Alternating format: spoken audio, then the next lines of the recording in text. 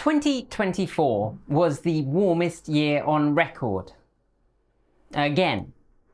Because like Puxatawny Phil ascertaining whether the winter is over, or a certain CEO announcing self-driving will definitely be here for realsies this year, it's now a tradition that it's going to be hotter every year. Every single year.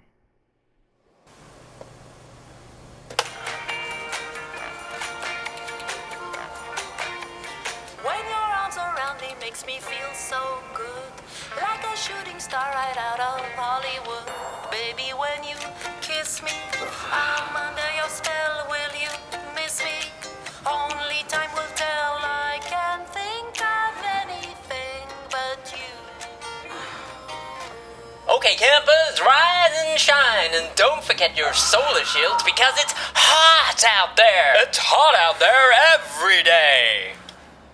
That's because, thanks to fossil fuels' successful lobbying efforts and utter from the politicians that we count on, we as a species have singularly failed to do what's required to keep us to 1.5 degrees of warming. Banks are now starting to bet on 3 degrees of warming, so yes, every year from now will be the hottest year on record. So it's past time to get our collective skates on and start trying to claw back some livability. And on the topic of reducing carbon emissions, back in 2021, we covered the basics of green steel. We did a whole video of it. It's up there.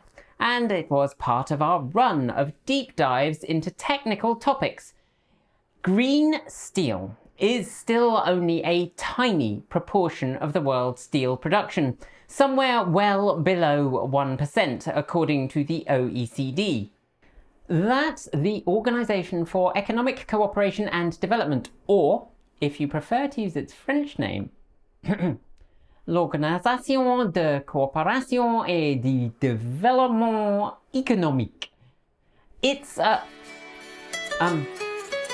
sorry, just one sec. Transcabal? Yes, hi, President Macron. Always good to... I'm not... Well, I'm very sorry. May never speak French in public again.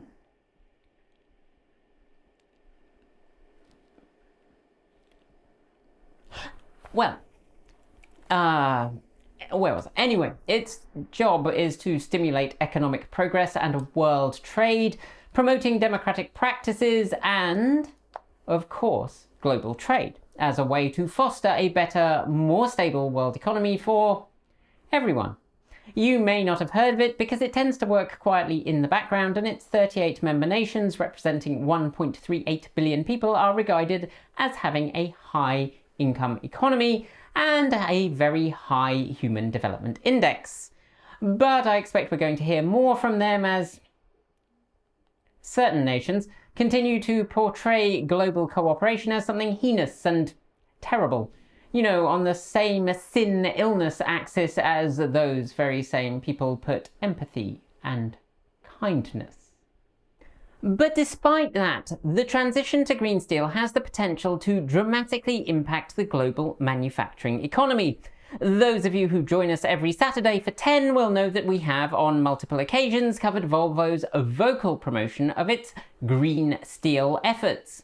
Although I will note that the position document it published at the beginning of 2024 included a significant size section on the importance of the use of green steel, the urgency of investing in it, and the plan to use SSAB, fossil-free steel, commercially from 2026.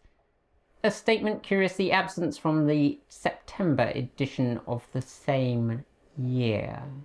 That said, Volvo is a signatory to Steel Zero, and in doing so, it pledged to use 50% net zero steel by 2030 and 100% by 2050.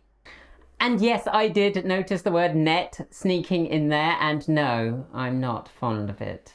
And Mercedes-Benz 2023 investment and supply agreement with Swedish green steel then startup H2GS laid a path for the first 50,000 tonnes per year of low-carbon steel entering its supply chain, alongside further investment in manufacturing in the US.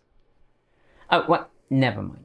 But on Thursday, May 8th, at 8:30 Eastern Daylight Savings Time, we have an opportunity coming up to try and nudge the needle on getting more green steel into the automotive sector, because there's a proposition to encourage one of the world's largest automakers to take a stronger position on the adoption of green steel.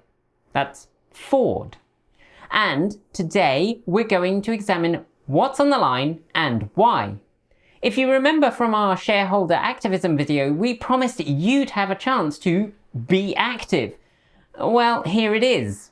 So let's take this opportunity to re-up our info on green steel and then examine what the proposal would do, and if you're a shareholder or represented by an institutional shareholding in Ford, whether you should consider voting for it or pressuring your institution to do so. As the world moves to reduce emissions from every sector, with the major exception of the US, which, under its current leadership, will, how shall I put this politely, continue to use increasingly expensive and rare and difficult to extract sources of fuel that are damaging to the environment, human health, and the economy, leading it to fall further and further behind other economies and further impoverish its citizens. But you know, the traitorous Orange Felon and the fashy Lyle Lanley are in charge. And they have the world's least likeable human who definitely did not kill the Pope as the backup leader. So I'm sure we're gonna just make everything great. Go us. Putting aside the US's lackadaisical approach to the impending uninhabitability of much of the nation, and indeed the planet, decarbonising steel production could reduce our global carbon emissions by around 7 to 9%, with each tonne of steel resulting in average emissions of around 1.85 tonnes of carbon dioxide. However, the OECD reported in its 2025 working paper that as of 2023, lower emission hydrogen, which is required for green steel production, and that's a mix of green hydrogen and blue hydrogen, which, let's just say we did a video about that too, which is required for green steel production, accounts for around 1% of global hydrogen production. And that, following on from that green steel currently represents less than 0.05% of steel production, which is disappointing. Of note, other areas are starting to see the value of transition. Regions like the Middle East, which has vast solar generation potential and thus the potential to produce both green and blue hydrogen in low-cost varieties, are starting to plan out larger pilot projects for green steel production simply because, well, let me quote from the paper by Nirdiawati et al. In Resources Conservation and Recycling. And that is where this map on screen is from. Hydrogen-based steelmaking in this region could achieve cost parity for green steel production at a lower price point compared to other regions, such as the EU. Not only that, but there's increasing research into improving the efficiency and cost of green steel processes. For example, a recent paper by Nassarian et al. In Energy Conservation and Management examines an alternative solid oxide electrolyzer method of steel production, which decreased energy consumption by 17% and improved efficiency by 33%, and resulted in near zero emissions thanks to the use of renewable energy sources.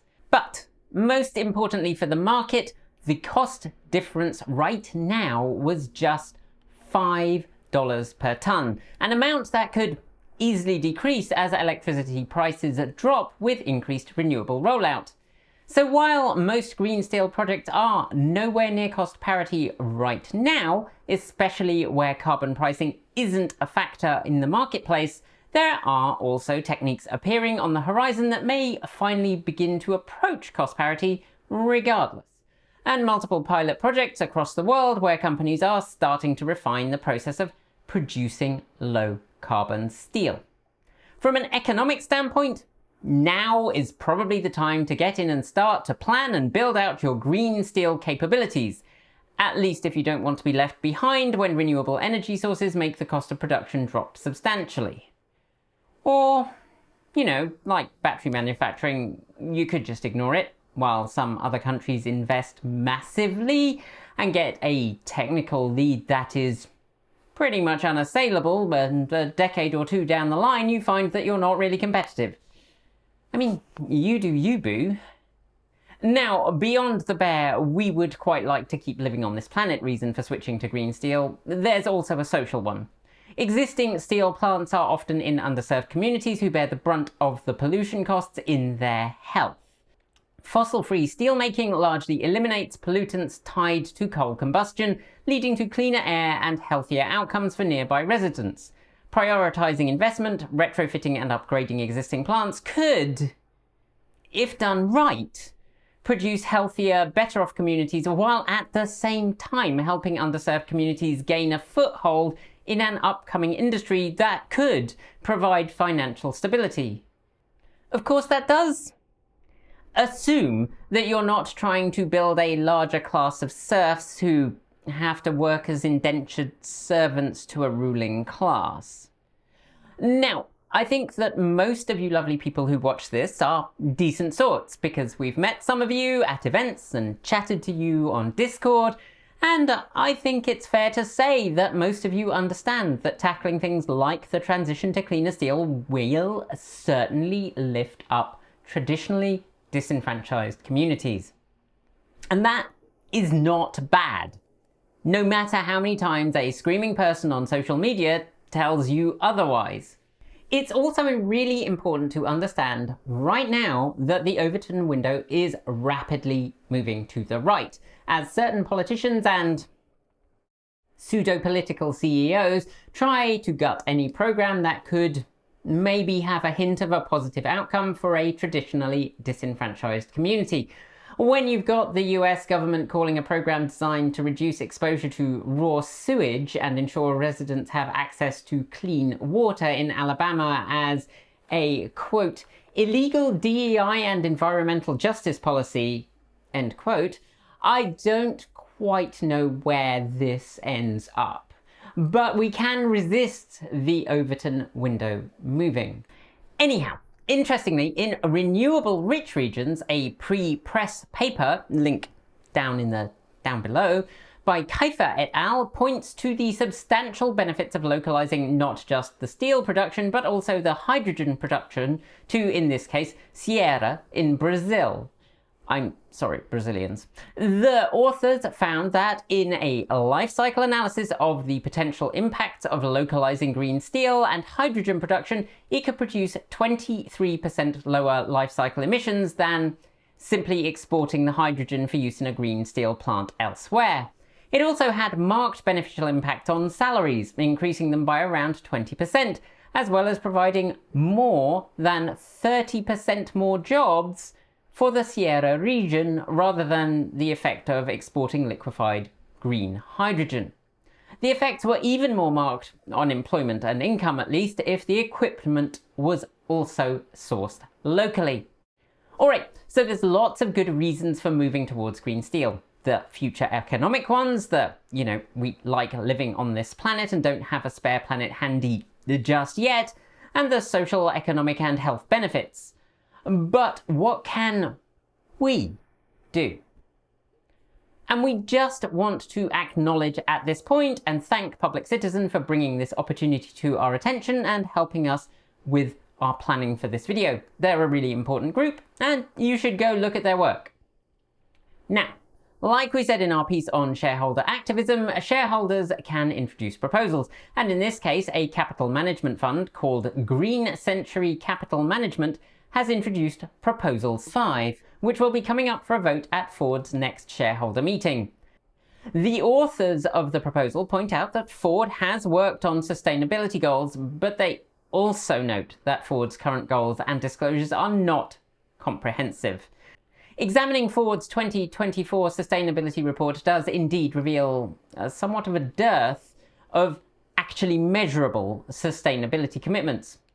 There's a commitment to use quote-unquote carbon-free electricity by 2035 and achieving carbon neutrality by 2050, alongside which there's some vaguely hand-wavy stuff about achieving zero waste at some point, attaining zero emissions from vehicles and facilities, whenever it happens. I'm sure it will. They proudly tout the reduction of 6% of Scope 3 greenhouse gas emissions. Scope 3 emissions are the indirect greenhouse gas emissions that occur in an organization's upstream and downstream value chain. So for auto manufacturers like Ford, that's going to include the well-to-wheels greenhouse gas emissions from their vehicles. Scope 3 emissions are the most complex to measure because they come from a wide range of activities which are not directly controlled by the company, nor are they often directly monitored. That 6% is, I'm sure, going to keep us below 1.5 degrees temperature. Wait. No. I'm hearing that we hit 1.29 degrees Celsius last year. And the land temperature increased by 2.28 degrees Celsius. So, at this point, and bear with, I'm thinking it is just possible, and I don't want to be making massive assumptions here, but I think it is just possible that 6% ain't gonna cut it. Now, because Ford are as fond of green paint as any other company I've seen of late, their carbon neutrality section includes the delightfully fictional section on carbon capture. Now, as we all know, carbon capture is, of course, a hilariously unfunny joke whose main purpose is to suck up funds that could be used to actually reduce the risk of climate change and redirect it into nonsense research that allows fossil fuel and extractive industries to pretend they're doing something when they're not. If you're unsure why I sound ever so slightly peeved, check out that green steel video I linked earlier. The fairy tale that is carbon capture is revealed to be more Brothers Grimm than Disney. Mostly, like a lot of these reports, there seem to be a lot of words that mostly explain a level of action that mirrors me on a day when I skip my nice meds and instead just have lousy executive function. So here we circle back to Proposal 5. It notes that the Intergovernmental Panel on Climate Change advises that greenhouse gas emissions must be halved by 2030 and net zero by 2050, and that every incremental increase in temperature will induce increasingly severe physical and systemic risks to companies and their investors. It discusses the known emissions from steelmaking and points out that low-carbon steel could reduce greenhouse gas emissions from vehicle steel by over 95%. The proposal's authors then go on to discuss the lackadaisical approach to climate goals set by Ford, pointing out that supply chain emissions are responsible for more than 10% of Ford's contribution to climate change, and that it has not produced a plan for how these will be sufficiently reduced to meet its other goals. It also notes that it is not a member of the aluminum. Yes, aluminum. It kind of makes me twitch saying it without its second I in, but that's its actual name. I would normally defend the British pronunciation of this and its spelling, but we Brits were the ones to bastardize it, and let's just say that for some inexplicable reason right now I have zero remaining empathy for my home country for reasons. I'm being told we can't put those reasons in this video because Robert Galbraith would get very angry if I cast any aspersions against his identity. Anyway, Aluminum Stewardship Initiative, which promotes more sustainable aluminum mining and production with a target of quote-unquote near zero carbon aluminum by the end of 2030. It compares that unfavourably with the fact that Audi, BMW and Mercedes-Benz are all participants. Now, this proposal doesn't even ask Ford to commit to actual factual values. It does not say that Ford could, should, or must commit to a higher percentage of green steel or aluminum than its current 10% by 2030. Instead, it simply requests that Ford issues a report that details if and how it plans to align its supply chain greenhouse gas emissions with its net zero goals. It asks Ford to analyse the financial and climate-related impacts of low-carbon steel adoption and to specifically identify how it plans to purchase the rather weak target of 10% low-carbon steel by 2030. Interestingly, combined with shareholder Proposal 6, which examines the stripping out of diversity, equity and inclusion programs at Ford, a proposal that points out that companies with diverse management teams are financially more successful, these two proposals together look at how to ensure Ford operates with an eye to the future and mitigates the risks of the profound impacts that climate change will have on its business. Now, Ford's board of directors clearly feel that they are already meeting the moment adequately. And having cited Ford's current activity alongside the fact that in addition to the financial and sustainability report, it also discloses extensive sustainability-related data through annual responses to the CDP climate change questionnaires, which the board point out also include data from Ford's supply chain partners, they go on to advise that, quote, "The board of directors does not believe that preparing the requested reporting on the company's supply chain greenhouse gas emissions reduction strategy beyond what the company already reports is an efficient use of the company's resources in light of the company's existing public disclosure regarding actions the company has taken and intends to continue taking with respect to the supply chain greenhouse gas emissions reductions." Accordingly, the board recommends that you vote against this proposal. And as Nikki pointed out in her shareholder activism video, every major automaker, just like pretty much any large company, is doing something that they shouldn't. From Ford to GM, Toyota to Rivian, Hyundai, Kia, Genesis to Rolls-Royce. All of them have skeletons in their closet, and all of them have fresh bodies they're trying to stuff into their closet. And right now, I think it's individually worth calling out Tesla because of their decision to market themselves as the one, the only good and green alternative to gasoline vehicle ownership. And if you do that, you don't also get to be the company where multiple plants have been found to be illegally polluting. You don't get to be the company where workers have reportedly been prevented from unionizing. You don't get to be the company that launched a vehicle that appears so manifestly unsafe to other road users and sometimes its own occupants that has rightly become a laughingstock, the brunt of ire, and individual mockery for its owners. You don't get to be a company that claims those credentials and is headed by someone who undermined public transit development and bankrolled a felonious climate change denier's position in office. And most especially, you don't get to claim that and simultaneously be a company where the CEO is doing everything he can to undermine the transition to a greener future, despite claiming that he still wants that transition. Look, every automaker does crappy, terrible things, and they all need holding to account. Each one, and so many more that I'm not mentioning here, is required to listen to shareholder votes. They may suggest that you don't vote in favour of them, especially if it eats into their bottom line, or shows that they're not being as clean and green and friendly to the planet as they might like you to think.